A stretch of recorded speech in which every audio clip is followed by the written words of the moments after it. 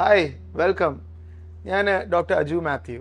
എൻ്റെ കൂടെ ഇന്ന് സംസാരിക്കാനുള്ളത് endocrinologist of Ernakulam medical centre hospital doctor Indu Mathew. Doctor Indu, welcome to this show. ഇന്ന് നമ്മൾ സംസാരിക്കാൻ പോകുന്നത് പ്രധാനമായിട്ടും ഹെൽത്തി ലൈഫ് സ്റ്റൈൽ എന്നതിനെ പറ്റിയാണ്. എന്നാലും ഈ ഹെൽത്തി ലൈഫ് സ്റ്റൈൽ എന്താണെന്നൊക്കെ പലരും എൻ്റെ അടുത്ത് ചോദിക്കും. ഞാൻ പ്രത്യേകിച്ചും ക്യാൻസർ അവയർനെസ് ക്ലാസ് ഒക്കെ എടുക്കുമ്പോൾ ക്യാൻസർ റിസ്ക് കുറയ്ക്കാനായിട്ട് ചെയ്യാവുന്ന കാര്യം ഹെൽത്തി ലൈഫ് സ്റ്റൈലാണെന്ന് ഞാൻ ബ്രോഡായിട്ട് പറയാറുണ്ട്. അപ്പോൾ അതിൻ്റെ ഭാഗമായിട്ട് പ്രധാനമായിട്ടും ഫോക്കസ് ചെയ്യുന്നത് ഡയറ്റും എക്സസൈസും ഇങ്ങനെയുള്ള കാര്യങ്ങളാണ്. എന്നാൽ ഹെൽത്തി ലൈഫ് സ്റ്റൈൽ എന്ന് പറഞ്ഞാൽ എന്താണ് എന്ന് ചോദിക്കാൻ പറ്റിയ ഒരു വ്യക്തിയാണ് എൻ്റെ കൂടെ ഉള്ളത്, എൻഡോക്രൈനോളജിസ്റ്റ് ഡോക്ടർ ഇന്ദു. ഈ എൻഡോക്രൈനോളജി വിഭാഗത്തിലാണ് പ്രധാനമായിട്ടും അവർ ഒരു ആകത്തുക ഒരു വ്യക്തി എങ്ങനെ വേണം അവരുടെ ജീവിതം ക്രമീകരിക്കുന്നത് ഇങ്ങനെയുള്ളതിനെ പറ്റിയൊക്കെ ചിന്തിക്കുന്നത്. കാരണം ലൈഫ് സ്റ്റൈൽ ഡിസീസസ് ഏറ്റവും അധികം കാണുന്ന ഒരു ഫീൽഡാണല്ലോ എൻഡോക്രൈനോളജി. എന്ത് പറയുന്നു doctor Indu? You see a lot of patients, people with life style problems, right, related to diabetes, metabolic syndrome. അപ്പോൾ ഈ ഒരു ഹെൽത്തി ലൈഫ് സ്റ്റൈലിനെ പറ്റി താങ്കൾ കൂടുതൽ ചിന്തിക്കാറില്ലേ? സോ ഇത്രയും കാലഘട്ടത്തിൽ ഹെൽത്തി ലൈഫ് സ്റ്റൈൽ ഒരാൾ ഡോക്ടറിൻ്റെ അടുത്ത് വരുമ്പോൾ യൂഷ്വൽ നമ്മുടെ അഡ്വൈസ് എക്സസൈസ് ചെയ്യുക, ബാലൻസ് ഡയറ്റ് ചെയ്യുക, അതെല്ലാം നിങ്ങൾക്ക് തീർച്ചയായിട്ടും അറിയാവുന്ന കാര്യങ്ങളാണ്. പക്ഷെങ്കിൽ പോസ്റ്റ് കോവിഡ് ഇറ, അതായത് നമ്മൾ കാണുന്ന ഒരു ചേഞ്ച് ഇൻ ലൈഫ് സ്റ്റൈൽ എന്ന് പറയുന്നത് സ്ട്രെസ് അധികമായിട്ട് കൂടിയിട്ടുണ്ട്. എസ്പെഷ്യലി വിമൻ്റെ കാര്യം നോക്കുവാണെങ്കിൽ വർക്ക് ഫ്രം ഹോം ചെയ്യുന്നവരുണ്ട്, അതുകൂടാതെ വീട്ടിലെ ജോലി ചെയ്യുന്നവരുണ്ട്. ഇത് രണ്ടും ഒരേ രീതിയിൽ തന്നെ മുന്നോട്ട് കൊണ്ടുപോകാനാണ് വിമൻ സാധാരണ ട്രൈ ചെയ്യുന്നത്.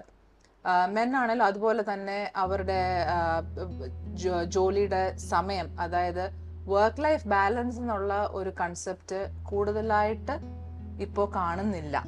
എന്നാൽ എല്ലാ കാര്യങ്ങളും നടക്കുന്നുണ്ട്. കുട്ടികളുടെ കാര്യം ചെയ്യുന്നുണ്ട്, ജോലി വീട്ടിലെ കാര്യങ്ങൾ ചെയ്യുന്നുണ്ട്, അല്ലാതെ ജോലി സംബന്ധമായിട്ടുള്ളത് ചെയ്യുന്നുണ്ട്. എല്ലാം കാര്യങ്ങൾ നടക്കുന്നുണ്ട്. പക്ഷെങ്കിൽ ഇതിൽ പലപ്പോഴും കോംപ്രമൈസ്ഡ് ആയി പോകുന്നത് സ്ലീപ്പ് ഒരു മേജർ കാര്യം, എക്സസൈസ് മറ്റൊരു കാര്യം. അപ്പം ഡോക്ടർ പറയുന്നത്, ഞാൻ സാധാരണ പറയുന്ന diet life style, diet exercise എന്ന് പറയുന്നതിന് മാറ്റി നിർത്തിക്കൊണ്ട് ഇവിടെ ഒരു ഇമോഷണൽ കമ്പോണന്റ് ഉണ്ട് ടു ഹെൽത്തി ലൈഫ് സ്റ്റൈൽ എന്നാണോ?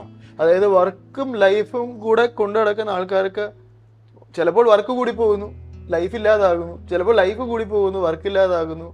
ഇതിനൊരു ബാലൻസ് വേണം. അതൊരു ഇമോഷണൽ ഹെൽത്തിന് ഇമ്പോർട്ടൻ്റ് ആണ് എന്നല്ലേ പറഞ്ഞു വരുന്നത്?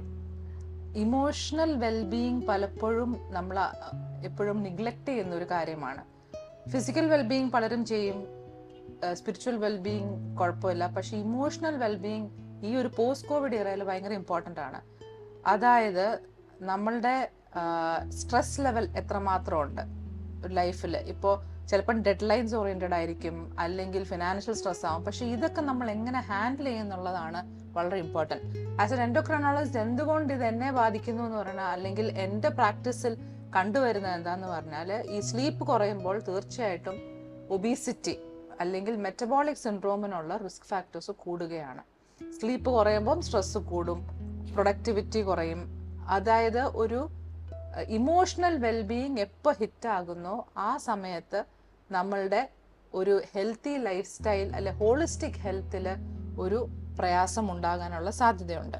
ഞാൻ അതിന് ഉദാഹരണമായിട്ട് പറയുന്നത് ഒരു 3 കാലുള്ള സ്റ്റൂൾ, 3 ലെഗഡ് സ്റ്റൂൾ എന്ന് വേണേൽ പറയാം. ഈ 3 ലെഗഡ് സ്റ്റൂളിന്റെ ഏതെങ്കിലും ഒരു ലെഗ് പൊട്ടിയാൽ സ്റ്റൂൾ മറിഞ്ഞു വീഴും. അപ്പോൾ ഒരു വ്യക്തിയുടെ ഹെൽത്ത് എന്ന് പറയുന്നത് ഒരു 3 ലെഗഡ് സ്റ്റൂൾ ആണെങ്കിൽ ഡോക്ടർ എന്ത് പറയുന്നത് പ്രകാരം ഒരു ലെഗ്, ഒരു കാല്, ആ സ്റ്റൂളിന്റെ ഫിസിക്കൽ വെൽബീയിങ്, നമ്മുടെ ഫിസിക്കൽ സ്റ്റാമിന, എൻഡ്യൂറൻസ്, നമ്മുടെ എക്സസൈസ് ചെയ്യുന്ന ആ ഒരു ക്രമീകരണങ്ങളാണെങ്കിൽ, മറുവശം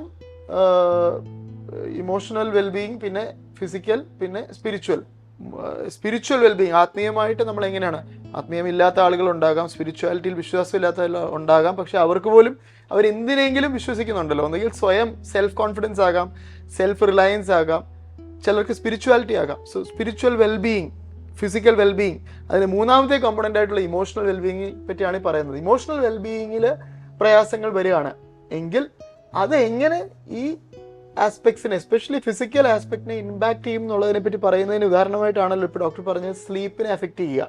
ഇമോഷണലി വെൽബീയിങ് നഷ്ടപ്പെടുമ്പോൾ സ്ലീപ്പിനെ ബാധിക്കുന്നു. സ്ലീപ്പിനെ ബാധിക്കുമ്പോൾ നാച്ചുറലി ഓവർ ഈറ്റ് ചെയ്യാനും, നമ്മുടെ ബോഡിയിലെ ഇൻസുലിൻ റെസിസ്റ്റൻസ് കൂടാനും, അല്ലെ സ്റ്റിറോയിഡ്സ് അളവ് കൂടാനും ഒക്കെ കാരണമായി ആകത്തുക ഒരു ബാലൻസ്, മെറ്റബോളിക് ബാലൻസ്, ഒരു സന്തുലിതാവസ്ഥ നഷ്ടപ്പെടുന്നു. അങ്ങനെ ഒബീസിറ്റിയിലേക്ക് കടക്കുന്നു, ഡയബറ്റിസ് ഉണ്ടാകുന്നു. ഡയബറ്റിസ് അൾട്ടിമേറ്റ്ലി ലിവർ സിറോസിസിലേക്ക് വരാം, non alcoholic fatty liver disease എന്നൊക്കെ പറഞ്ഞാൽ അൾട്ടിമേറ്റ്ലി എൻ്റെ കയ്യിൽ എത്തിച്ചേരും. സിറോസിസ് ക്യാൻസർ ആയി മാറാം അല്ലേ. സോ ആകെ തുക ഇതെല്ലാം കൂടെ ഒരു 3-legged സ്റ്റൂളായിട്ട് ഇമ്പാക്ട് ചെയ്യുന്നു. അപ്പോൾ ഇതിപ്പോൾ കേൾക്കുന്ന കാണികൾക്ക് എന്തായാലും തീർച്ചയായിട്ടും മനസ്സിലായി emotional wellbeing is very important എന്നുള്ളത് മനസ്സിലായി. അതിനുവേണ്ടി എന്ത് ചെയ്യാൻ പറ്റുമെന്നാണ് നമ്മൾ ചിന്തിക്കേണ്ടത്. മെയിൻലി ഒരു കൗൺസിലിംഗ് പോകുന്നത് തീർച്ചയായിട്ടും നല്ല കാര്യമാണ്. എപ്പോഴും ഒരു ടാബു ആണ് ഈ ഒരു കൗൺസിലിംഗ് സൈക്കോളജിസ്റ്റിന്റെ അടുത്ത് പോവുക, അല്ലെങ്കിൽ അതിന് ഹെൽപ്പ്. നമ്മൾ എല്ലാ ആൾക്കാർക്കും ഏതെങ്കിലും ഒരു ഘട്ടത്തിൽ മെന്റൽ ഹെൽത്ത് സപ്പോർട്ട് ആവശ്യമാണ്. അപ്പൊ തീർച്ചയായിട്ടും അതിനായിട്ട് പോവുക. അല്ല, ഫാമിലി ഇഷ്യൂസ് ഉണ്ട് എങ്കിൽ ഒരു ഫാമിലി കൗൺസിലിങ്ങിന് പോവുക. ചില ആളുകൾ മക്കൾക്ക് വേണ്ടി മാത്രം ജീവിക്കുന്നു. അപ്പോൾ രാവിലെ അവരെ സ്കൂളിൽ വിടുന്നു, അല്ലെങ്കിൽ തിരിച്ചു വരുമ്പോൾ അവരുടെ കാര്യങ്ങൾ ചെയ്യുന്നു. അപ്പൊ ഇതിനകത്ത് as A family husband and wife അവർക്ക് സമയമില്ലാതെ പോകുന്നു, അല്ലെങ്കിൽ ഒരു മീ ടൈം ഇല്ലാതെ പോകുന്നു. ഇങ്ങനെ വരുമ്പം മക്കൾ ഒന്നാമത് അവർ ചെയ്യേണ്ട കാര്യങ്ങൾ, അവരുടെ റെസ്പോൺസിബിലിറ്റി അവര് ചെയ്യാതെ പോകുന്നു. അപ്പൊ കൂടുതൽ ആഡഡ് സ്ട്രെസ് ഫാദറിനും മദറിനും വരുന്നു.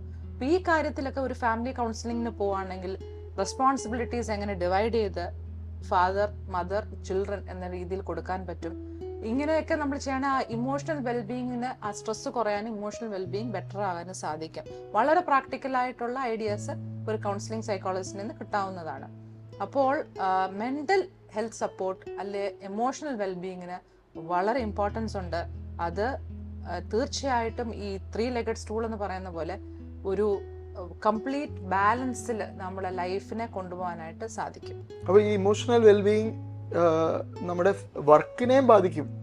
പല ആളുകളും വർക്കിൽ അവരുടെ പെർഫോമൻസ് കുറയാൻ കാരണമായി തീരുന്നത് വീട്ടിലെ പ്രയാസങ്ങളോ അല്ലെങ്കിൽ ഇമോഷണൽ പ്രോബ്ലംസ് കാരണം ആകാം. അപ്പോൾ വർക്കിൽ ആണെങ്കിൽ പോലും പല സ്ഥലങ്ങളിലും ഇപ്പോൾ വർക്കിൽ കൗൺസിലേഴ്സിനെ കിട്ടുന്നുണ്ട്. പല IT കമ്പനീസിനും വർക്കിൽ തന്നെ സൈക്കോളജി സപ്പോർട്ട് കൊടുക്കുന്നുണ്ട്. അതിന് പ്രധാന കാരണം ഇതൊക്കെ തന്നെ ആയിരിക്കും അല്ലേ. അപ്പോൾ അത് സീക്ക് ചെയ്യുക. ഈ കൗൺസിലിംഗ് അല്ലാതെ ഇമോഷണൽ വെൽബീയിങ് അപ്ലിഫ്റ്റ് ചെയ്യാൻ എന്ത് ചെയ്യാൻ സാധിക്കും? എന്തെങ്കിലും other thoughts or suggestions? One thing we can all do is like ഒരു പേഴ്സണൽ മീ ടൈം എന്നുള്ളത്. അത് ഒരു ഫാദർ ആണെങ്കിലും മദർ ആണെങ്കിലും അതിനുള്ള സമയം കണ്ടെത്തുക. വർക്കിൽ മാത്രം, അല്ലെങ്കിൽ നിങ്ങളുടെ ചിൽഡ്രൻ ഡ്യൂട്ടി അത് മാത്രമല്ല നമ്മുടെ ലൈഫ് എന്ന് പറയുന്നത്.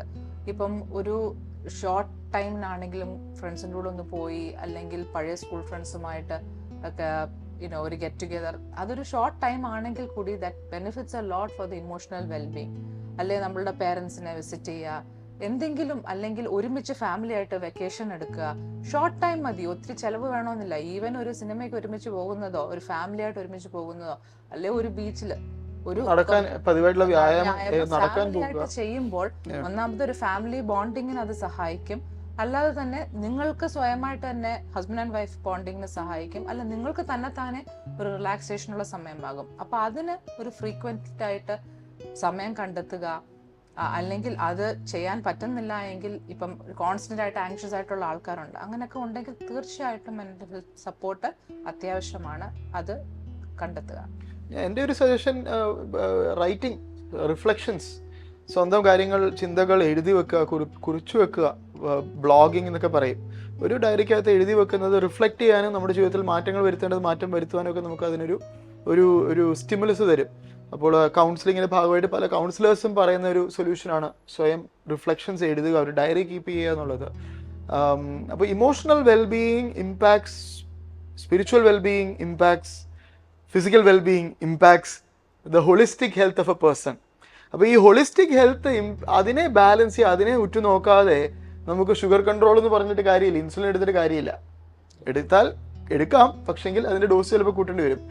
ഈ ഒരു സിസ്റ്റം ചിന്തിച്ച് ഇമോഷണൽ വെൽബീയിങ്ങിന് വേണ്ടുന്ന എനർജി കൊടുക്കുക എന്നുള്ളതാണ് ഡോക്ടർ ഇന്ദുവിൻ്റെ ഒരു ക്രക്സ് ഓഫ് യുവർ മെസ്സേജ് അല്ലേ. അപ്പോൾ ഈ ഒരു മെസ്സേജ് എന്നെ കേൾക്കുന്ന നിങ്ങൾക്ക് എല്ലാവർക്കും മനസ്സിലായെന്ന് പ്രതീക്ഷിക്കുന്നു. അതിൻ്റെ അർത്ഥം ഈ 3-legged സ്റ്റൂളിനെ പറ്റി എപ്പോഴും ചിന്തിക്കുക. പലർക്കും ഇമോഷണൽ വെൽബീയിങ് നല്ലതായിരിക്കാം, സ്പിരിച്വൽ വെൽബീയിങ് നല്ലതായിരിക്കാം, എന്നാൽ അവർ ഫിസിക്കൽ വെൽബീയിങ് കംപ്ലീറ്റ്ലി നെഗ്ലക്ട് ചെയ്യുന്നു. ചിലപ്പോൾ സ്പിരിച്വൽ വെൽബീയിങ് നെഗ്ലക്ട് ചെയ്യുന്നു, ചിലപ്പോൾ ഇത് 3 നെഗ്ലക്ട് ചെയ്യുന്നു.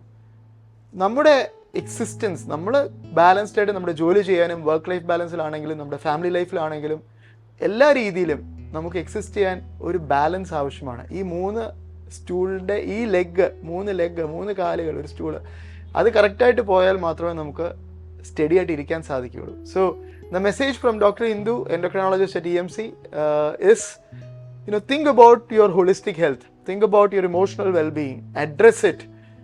കൗൺസിലിംഗ് ആവശ്യമുണ്ടെങ്കിൽ കൗൺസിലിംഗ് നേരിടുക, അതിനെ പോകുക. നേരിടുക എന്ന് പറയുന്നത് തെറ്റായിട്ടുള്ളൊരു വാക്കായി പോയി.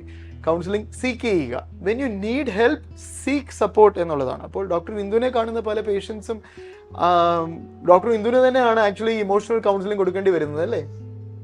ഞാൻ മനസ്സിലാക്കുന്നത്, ഞാൻ അറിയുന്നത് പല പേഷ്യൻസും ആക്ച്വലി ഫിസിക്കൽ വെൽബീയിങ് മാത്രമല്ല ഇമോഷണൽ സപ്പോർട്ടും ഡോക്ടർ ഇന്ദു നൽകാറുണ്ട് എന്നുള്ളതാണ്. അത് എത്ര നാൾ ഇങ്ങനെ കൊടുക്കാൻ പറ്റും എന്നുള്ളത് എനിക്കറിയില്ല. പക്ഷേങ്കിൽ when needed they should really seek out help, അല്ലേ? അപ്പോൾ when they come to you for metabolic health control, they should be honest enough to admit what they are going through. എന്നാലല്ലേ താങ്കൾക്ക് അതിനെ അഡ്രസ്സ് ചെയ്യാൻ സാധിക്കുകയുള്ളൂ. ലൈക്ക്വൈസ് എൻ്റെ അടുത്താണെങ്കിലും ക്യാൻസർ രീതിയിൽ എൻ്റെ അടുത്ത് വരുന്ന പേഷ്യൻസ് ആണെങ്കിലും അവരുടെ ക്യാൻസറിൻ്റെ ചാലഞ്ചസ് പറയുക മാത്രമല്ല അവരുടെ ഇമോഷണൽ ബാലൻസൂടെ പറയുന്നത് എനിക്ക് അവരെ ട്രീറ്റ് ചെയ്യാനായിട്ട് ഹെൽപ്ഫുള്ളായി തീരും. അപ്പോൾ എനിവേ, ഞങ്ങളുടെ ഓഡിയൻസിന് ഇത്രയും താങ്കളുടെ വിലപ്പെട്ട സമയം നൽകിയതിന് ഒത്തിരി നന്ദി. We are very blessed by your presence and your thoughts. Thank you. Please join us again for another insightful conversation. Thank you. Best wishes. God bless you.